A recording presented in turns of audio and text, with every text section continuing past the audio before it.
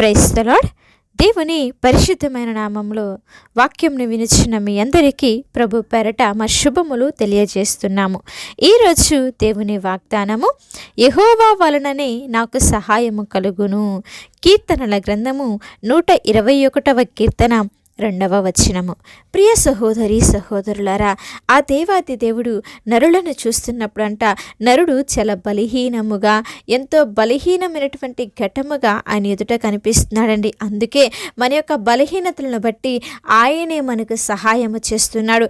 మనము విశ్వాసులమైన, పాటలు పాడుచున్నా, ప్రార్థన చేస్తున్నా, మందిరానికి వెళుచున్నా సరే మనలో బలహీనతలు అనేవి ఉన్నవండి. మరి మనం ఎక్కడి నుంచి తీయబడిన వారమంటే మనము మట్టిలో నుండి తీయబడిన వారము. శ్రమ కలిగి ఉన్నప్పుడు, బాధ వచ్చినప్పుడు, ఇబ్బందికరమైన పరిస్థితులు ఎదురైనప్పుడు, శోధనలు ఎదురైనప్పుడు, కష్టం వచ్చినప్పుడు, వ్యాధికరమైన పరిస్థితులు మన శరీరాన్ని తొలచి వేస్తున్నప్పుడు మనము బలహీనమైపోతాము, దిగులు పడిపోతాము.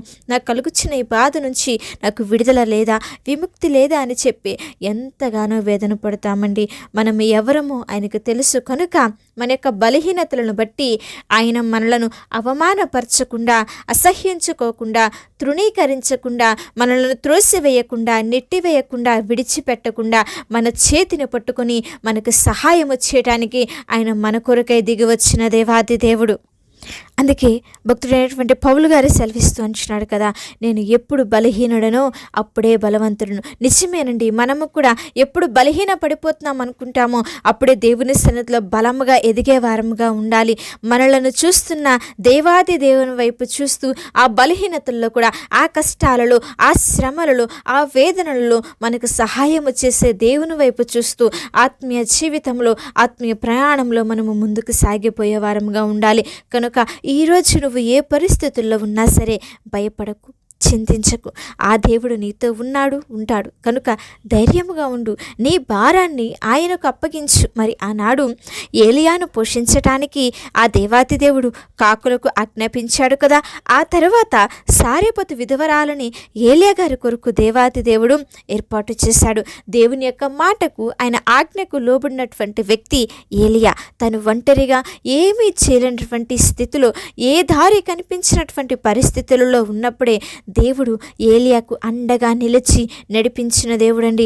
ఆ దేవుడే ఈరోజు నీ ప్రతి ఇబ్బందిని, నీ ప్రతి బాధను, నీ ప్రతి పరిస్థితిని చూస్తున్నాడు. నిన్ను ఖచ్చితంగా ధైర్యపరిచి లేవనెత్తుతాడు. ఒకవేళ నువ్వు బాధపడుచు, వేదన పడుతూ నలిగిపోతున్నావా, నీ బాధను చూస్తున్న ఆయన నీ ప్రతి విధమైన ఇబ్బందికరమైన పరిస్థితులన్నింటిలో నుంచి ఆయన నీకు విడుదల తెచ్చేయబోతున్నాడండి. లేకపోతే ఉండటానికి గృహము లేదని, మరి ఉద్యోగం లేదని, డబ్బు లేకపోతే బట్టలు, మరి పోషణ, చదువు, అన్నిటిలో కూడా ఎక్కడికి వెళ్ళిన ఇబ్బందులే, ఎటు చూసినటువంటి ఇబ్బందికరమైన పరిస్థితులే, నేను ఎవరు కూడా కేర్ చేయటం లేదు, నాకెవరు సహాయం చేయటం లేదు అన్నటువంటి స్థితిలో ఈరోజు నువ్వు ఉన్నావా?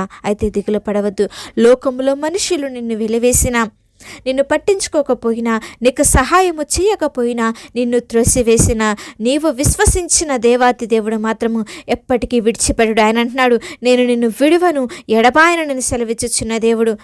కనుక మన శ్రమలలో, బాధలలో మనకి సహాయము చేసే ఆ దేవుని వైపు చూద్దామండి. నువ్వు ఆత్మీయ జీవితంలో మరింత ఎదగాలని, బలపడాలని శ్రమలను ఆయన నీ జీవితంలో అనుమతించాడు. కనుక విశ్వాసము కోల్పోకుండా దేవుని సన్నిధిలో బలంగా నిలబడు. తన యందు భయభక్తులు కలిగిన వారికి ఆయన ఎప్పుడు కూడా అన్యాయము చేయడు, ఒంటరిగా వదిలివేయడు. కనుక ప్రియ సహోదరి సహోదరులేరా, ఏది ఏమైనా, ఎలాంటి పరిస్థితి ఎదురైనా సరే ఆ దేవుడు నీ పక్షంగా ఉన్నాడు. కనుక దేవుని కొరకు నిలబడు, ఆయన యొక్క సహాయము కొరకు వేచి చూడు. ఏలియాను విడిచిపెట్టని దేవుడు నిన్ను మాత్రము విడిచిపెడతాడా? లేదు కదా. కనుక దేవాతి దేవుని వైపు చూద్దాం. అలనాడు హాగరంట అరణ్యంలో కూర్చొని ఒంటరిగా ఏడుస్తుంది.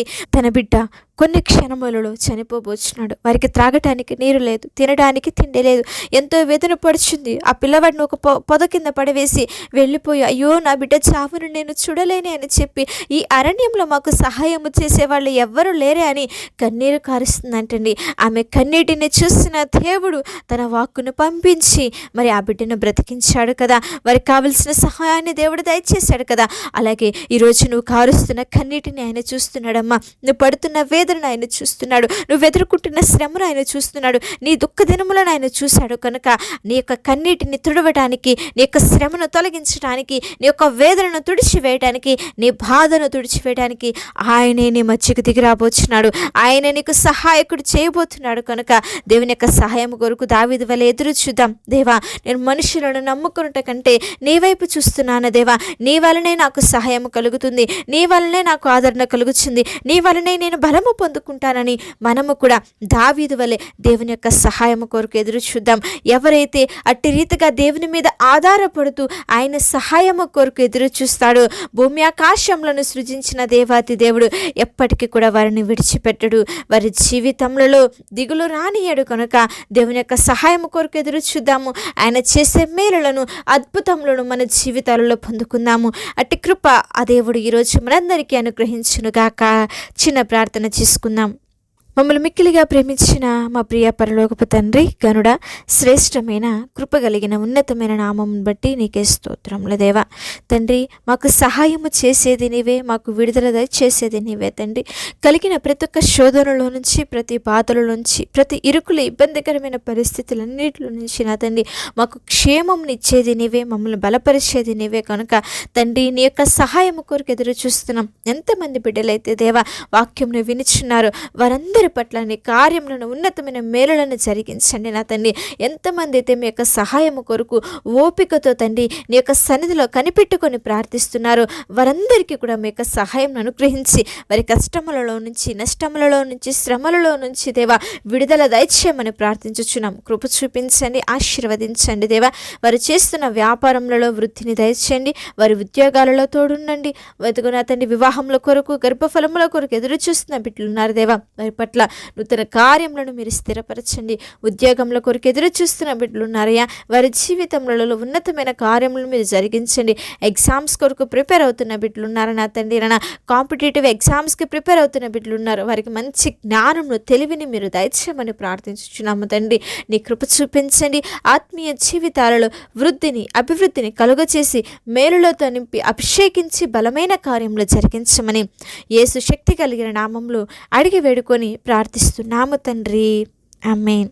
అలాగే మీ యొక్క ప్రార్థన అవసరతలు మాకు తెలియచేసిన యెడల మేమందరం కూడా మీ గురించి ప్రార్థిస్తాము.